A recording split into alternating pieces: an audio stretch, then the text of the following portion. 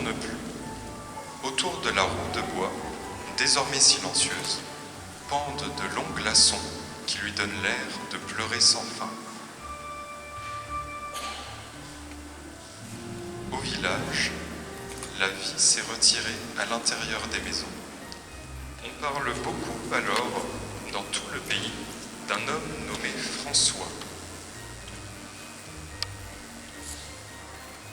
On l'appelle aussi le pauvre d'Assise.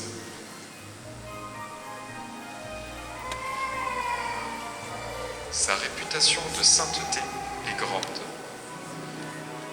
Fils d'un riche marchand drapier, et après une jeunesse insouciante et facile, il s'est converti à l'Évangile.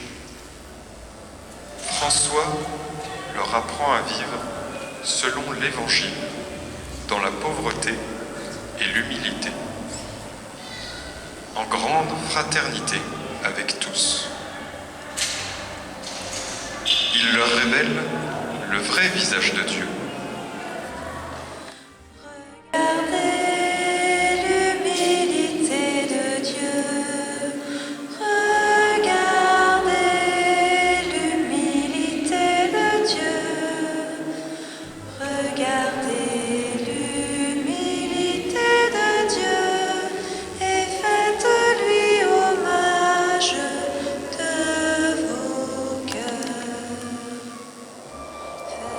François veut que l'on y prépare une étable, tout comme à Bethléem, avec une mangeoire garnie de foin, avec un âne et un bœuf. Du coup, tout le village est réveillé. François est arrivé. La nuit est belle, ouatée. La neige a cessé de tomber. Les gens de Greccio et des environs, ainsi que les frères des ermitages voisins, se mettent en route avec des lanternes et des torches. Des lumières apparaissent un peu partout au flanc de la montagne. Il en vient de tous côtés. La montagne s'étoile.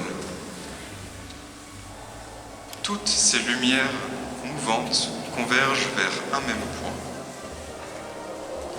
Maintenant, les bois retentissent de chants et les montagnes en répercutent les joyeux échos.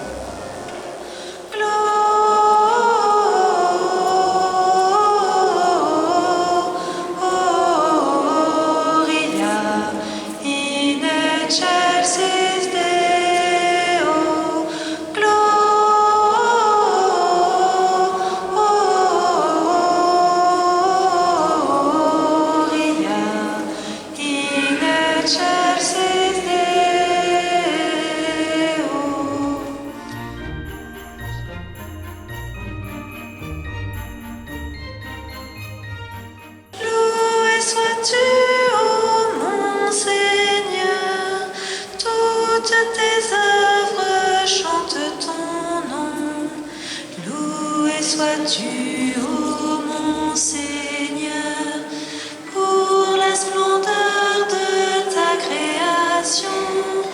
Loué sois-tu, ô mon Seigneur, toutes tes œuvres chantent ton nom.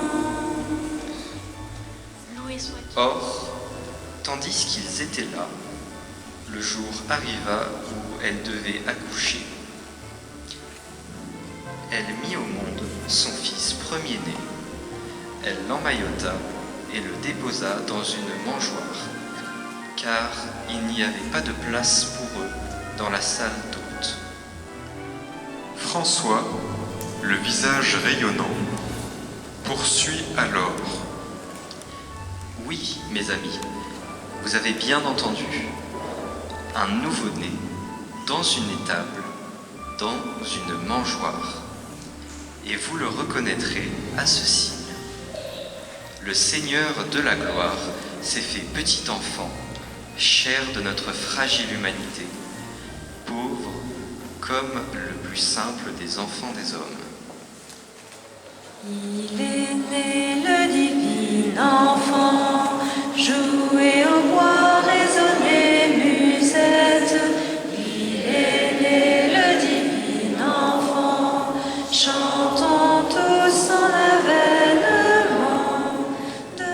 Qu'exulte tout l'univers, que soit chanté en tout lieu la puissance de Dieu dans une même allégresse.